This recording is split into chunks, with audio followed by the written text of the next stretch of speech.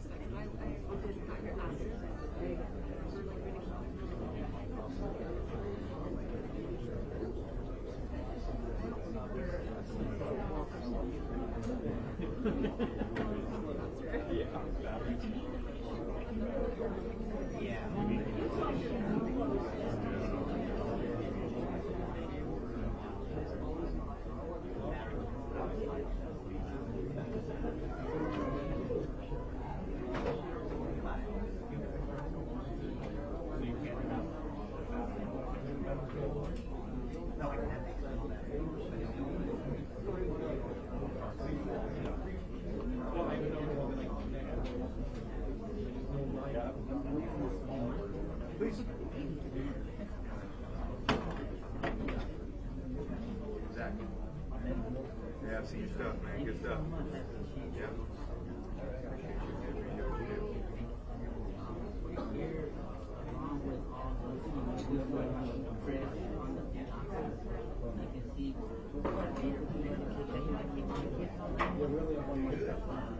All right, folks, we're going to get started here shortly. If you can please put your phones on silent.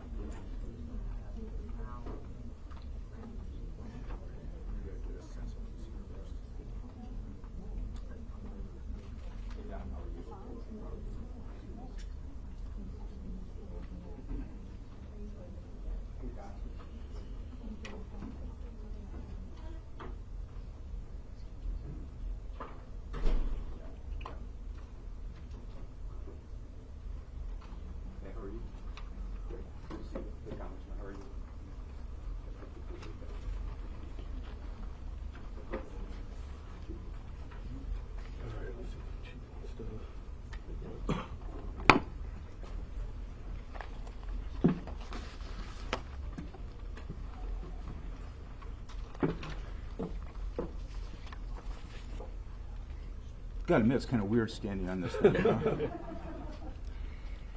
Well, first of all, welcome to Palm Springs Police Department. We appreciate you taking the time to come and to learn about all the great things that the Bureau and our department has been doing. I'll introduce Assistant Director Akil Davis in a second.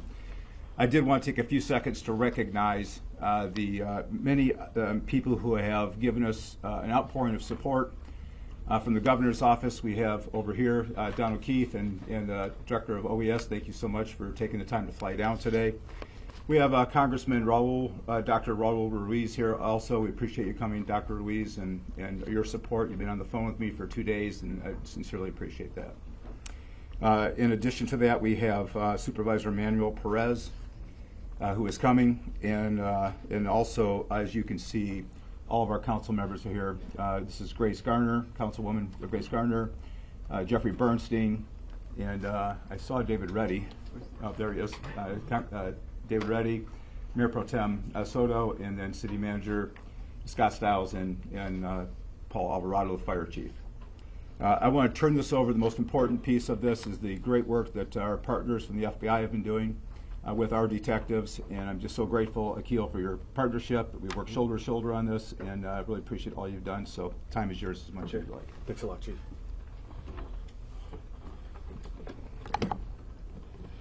Good morning. As Chief Mills said, my name is Akil Davis, the Assistant Director in charge of the FBI's Los Angeles Field Office. I'd like to begin by thanking the public, as well as members of the media, for your patience as we continue through this lengthy investigation. I'd like to start off by saying, due to the speed and professionalism of the Palm Springs Fire Department, Station 1, the Palm Springs Police Department, as well as the FBI bomb technicians, we were able to save all of the embryos at this facility. Good guys 1, bad guys 0. They understood the sensitivity and the precious nature of what was inside, and they took extreme care to ensure that there was no loss of any sensitive material. Again, I want to thank all the partners that have arrived here in Palm Springs to help us investigate this scene and ensure the continued safety in this community.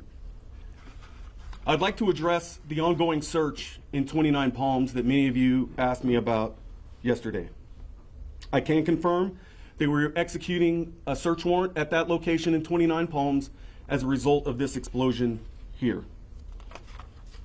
As has been reported, some residents were evacuated in the neighboring area as a practice of protocol and safety.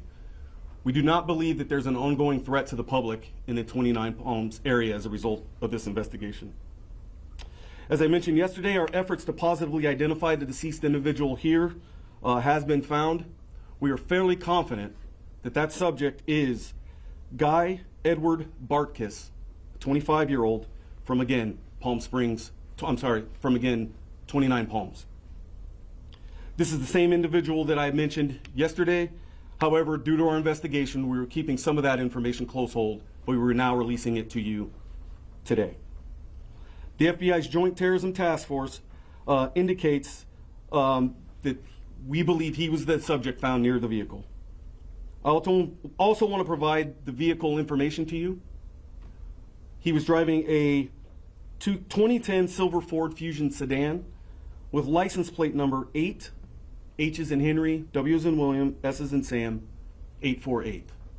Again, that is license plate number 8 as in Henry, 8, H as in Henry, W as in William, S as in Sam, 848. That's critical because we need the public's help in identifying gaps in our investigation. We know where Mr. Bartkiss was at about 6 a.m. We know the timeline of when he entered the city. However, we need the public's help for identifying where he traversed within the city before the explosion went off. We'll be providing a photograph of Mr. Bartkiss, and it'll also be displayed on our social platforms. If anyone has information about this incident, I urge them to call 1-800-CALL-FBI, or we have created a tip line, which is fbi.gov/Palm Springs vehicle explosion. I again want to thank you for your cooperation as we get through this lengthy investigation. We plan on being out here for the next 24 to 36 hours investigating this large scene. I'd now like to turn it over to Chief Mills.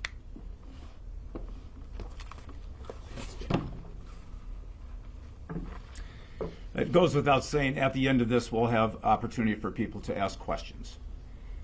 Yesterday, a man intent on harming others in our city failed. Palm Springs survived, and we are stronger and more resilient as a result. Our determination to continue life as we know it here in Palm Springs continues unabated, and you'll see this city dynamically grow as a result of this. We have already begun to open the streets surrounding the blast site. Indian Canyon and Palm Canyon will be closed for some time as we still continue to collect evidence as well as process the scene. For the safety of the detectives and the agents working the area, we ask all community members to please stay out of the area. I am absolutely confident that this city is safe. There is no continuing threat to our community as a result of this incident. Now, let's get back to the business of rebuilding the city and continuing our tradition and way of life. This is a city of people celebrating life, and it's a beacon and a safe haven for all. And we really focus on inclusivity and a community that is welcoming to all people. This is where you want to be. Palm Springs is the place. And I think you're going to see that over the upcoming months. Lastly, I really want to recognize the IVF community. This has been one of those heartbreaking things for many community members who are going through the process of trying to build families. And we want you to know that this city is in your court, because those embryos that are there right now are going to be the future leaders of this community. And so we support you, we see you, and we want to be in your camp. And so please, as we continue to move forward, this is an opportunity for us to show the IVF community just how much we support them and we can do.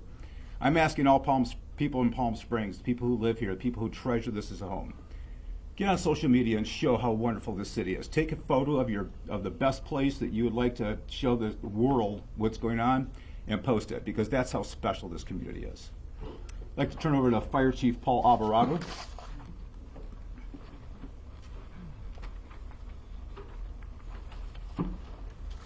Thank you, Chief. I appreciate that. Paul Alvarado, A-L-V-A-R-A-D-O, Palm Springs Fire Chief. And at first I want to acknowledge the horrific incident that impacted our community yesterday. And my heart goes out to everyone affected. And I want to assure the community the effective and quick response that our firefighters took yesterday to make sure that we protected life and property. Our first arriving fire engine, Fire Station 1, arrived in less than a minute to begin extinguishing fire on the impacted building. Despite the building suffering structural collapse, this was nothing short of heroic, and I'm so proud of our firefighters. We'll continue to work and support with our law enforcement partners to make sure that the community gets rebuilt, our community is safe, and we continue to move forward. Thank you for your time. I'd like to invite Mayor Pro Tem Naomi Soto up to the mic. Thank you.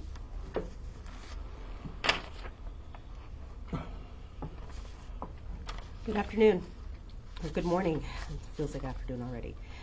My name is Naomi Soto. I'm the Mayor Pro Tem here in the city. Yesterday, Palm Springs experienced a tragedy. A person who wanted to instill fear in our community with an act of terrorism. This person may have caused damage to our buildings, but that person only managed to unite our community even more. We stand united against violence, against hate. Palm Springs is a city of love, acceptance, joy, and hope.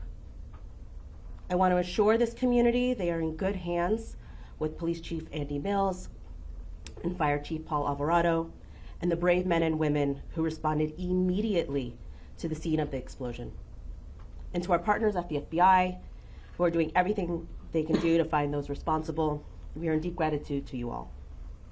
We also appreciate all our state and local partners who have reached out to offer support and resources, including especially Governor Gavin Newsom, Senator Alex Padilla, Senator Adam Schiff, Congressman Ken Calvert, Congressman Raul Ruiz, thank you for being here, State Senator Ochoa Bo, and Assemblyman Greg Wallace, and all of their staff who have reached out to us multiple times.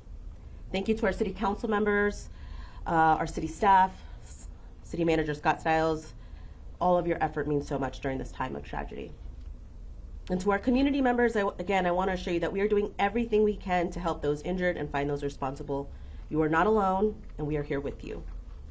To our business community and visitors, as Police Chief Mills mentioned, this is an isolated incident. Palm Springs is safe, and we are open for business.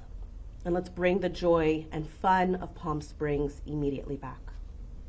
Our City Manager, Scott Stiles, will now share more about the actions and alerts that you can anticipate from the city. Thank you.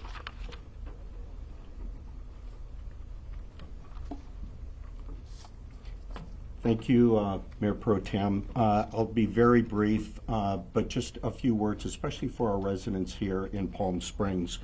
We want to let you know that all of our city departments are working around the clock, 24/7, to be fully coordinated on everything we can do, from opening up streets as quickly as possible and to providing services and restoring services as quickly as possible.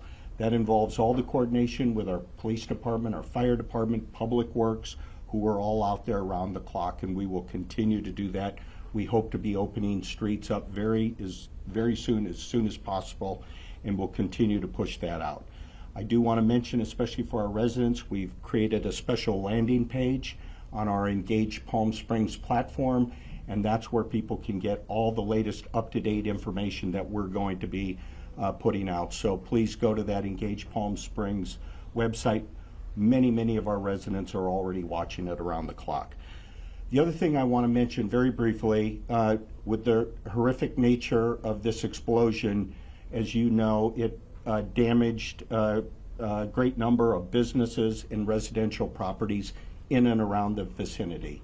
We had our business teams out there yesterday going door to door to a lot of those businesses, a lot of those residential properties, and we're going to be moving forward as expeditiously as we can to doing everything we can to help them recover, whether it's waiving permits to get them up to speed, providing any resources, loans, grants, anything that might be available to people. We're going to be working on that with the greatest of speed. So we'll be continuing to reach out to them, and so we just want to thank all of our businesses, residents that were affected, and if you need to reach out to us, please reach out to us if you haven't spoken to us already.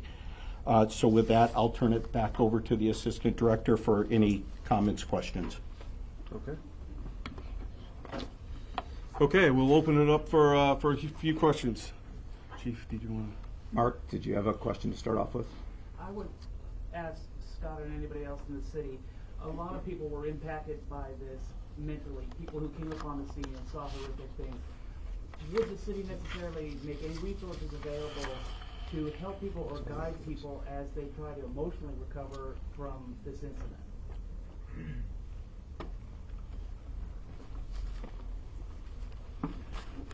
Thank you, Mark. We've had some conversation about that. We know, especially even among our city staff that were on scene and may have witnessed stuff and seen stuff. We want to make sure that resources are available to them as well as other staff, and we will be working with our nonprofit partners, other people that provide services, and I would say more to come on that. We know this is a traumatic incident. We want to provide any and every resource that's available to people. Chief Mills, is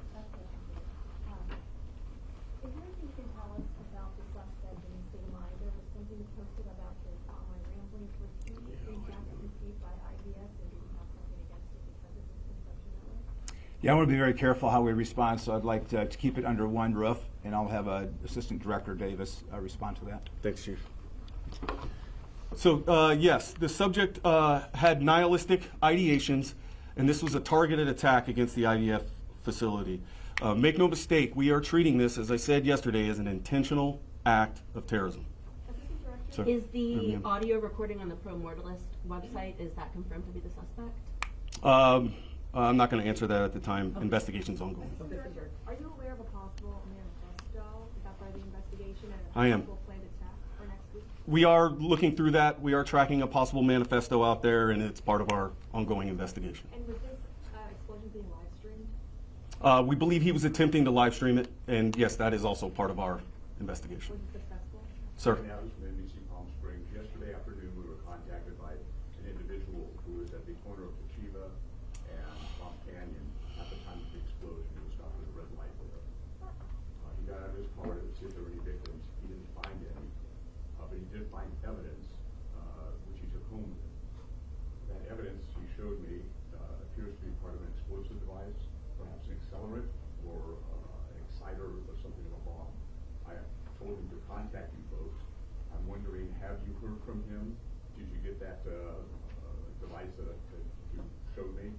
And secondly, how concerned are you that that device could in fact be part of this investigation? So I'm not going to comment on who's providing evidence or who's providing tips. You guys can all understand that. We're receiving tips, hundreds of tips a day, and we're following up on all of them. As you guys can imagine, how large this scene is, there's evidence strewn all about in a 360-degree perimeter in several hundred feet in every direction. So we are collecting evidence all over from a whole host of sources. If I can just comment. Do you have, Oh, yeah, go ahead, sir. For those community members who have found pieces of what they believe is evidence, they really need to get a hold of us. You can call the local number or the FBI.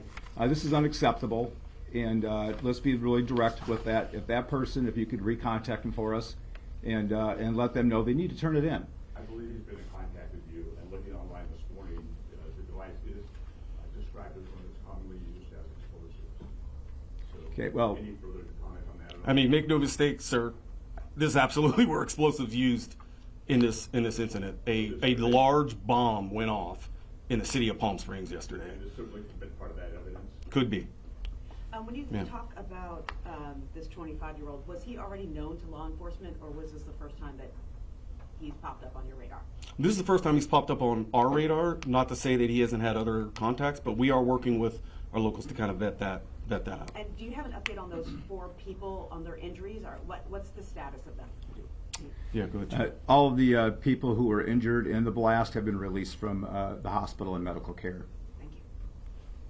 Can you speak to the scene in 29 Palms? What, I think some residents reported hearing an explosion there, possibly was there a controlled explosion or anything there, and have the perimeters been lifted? Are people able to return to their homes? So it's an ongoing scene. I am aware of some of the noise that the residents were reporting on that. Some of that was due to us making entry into that residence and dealing with some of the material that we've come across there. But that's an active scene right now, and we're working through that. So I'm not going to comment further on the status of it. Assistant Director on Sir. Mr. Davis, Zach Boleto here with KCAL News. Thank you for taking the time to be here in Palm Springs. To clarify, you said the person who died in this explosion is Mr. Barkas. Is Mr. Barkas who you believe made this bomb and detonated it? Yeah, so that's a nuance there. So we are fairly confident that Mr. Barkas is our primary subject of suspect, person of interest. We are working through some other technical means to positively identify the decedent here, but we believe at this moment, based on the evidence that we've gathered, that that is Mr. Barkas as the decedent here. Has Barkas' mother and family cooperating with authorities? I'm not gonna, no comment there. Assistant Director Sir. Rogers here, CBS News. This Ford Fusion, 3,000 pounds, essentially creates this 250-yard blast site. Talk about the device that was inside this vehicle. Rudimentary, sophisticated, and walk us through it. And so there's a lot there that's still under investigation. What I can say is this is probably the largest bombing scene that we've had in Southern California. This does eclipse the bombing matter in Aliso Viejo. It's that big. And just for reference, to throw pieces of vehicle hundreds of feet in the air and then several blocks away, you can use your imagination to imagine how big that bomb device was. Was this individual able to buy the products online? Did he have to use a special license, military grade? Walk us through how he obtained the materials for the device. And so that information is still part of our investigation, and in order to protect the integrity of it, I'm not going to comment on the how and the why yet. My question to you is, since you said the large amount of explosives that was used in that vehicle, could it be that the suspect was outside the vehicle, maybe didn't expect it to detonate as much as it did, could he not have intentionally tried to kill himself? Yes, ma'am, that is a possibility, and our investigation will reveal. Two more questions? Sir. Timothy Parker, Spectrum News 1. You mentioned that you believe this person was anti-IVF. How do you know that? Based on our investigation, some of the posts that he's made online, some of the comments made in his manifesto that we're combing through right now, is kind of what led us to that nihilist belief. Breaking News Channel 3. We had a reporter on scene at the Twin and Palms area yesterday, and community members were telling her that there was an FBI presence there in the days leading up to that. Can you confirm that? I cannot. Okay, folks, that concludes this press conference. We're done, folks. We're Okay, done. guys, We're thanks a done. lot. Thank you very much for Appreciate coming it. here. Do we know if he was on the FBI's watch list yet, at all, whatsoever, or just random? Everybody, you're going to be able to find the photograph of Mr. Barkas on the FBI's X account, and that's at FBI Los Angeles. That'll be up within the hour.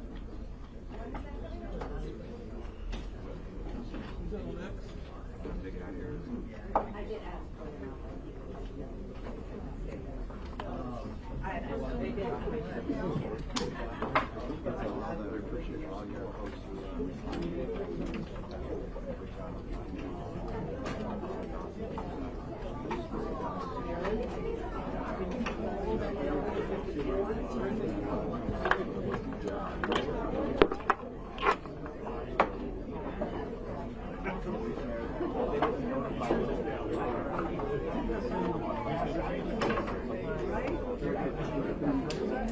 then they said everyone would be just stay at work. They will, around that area, they would be restorations for glass.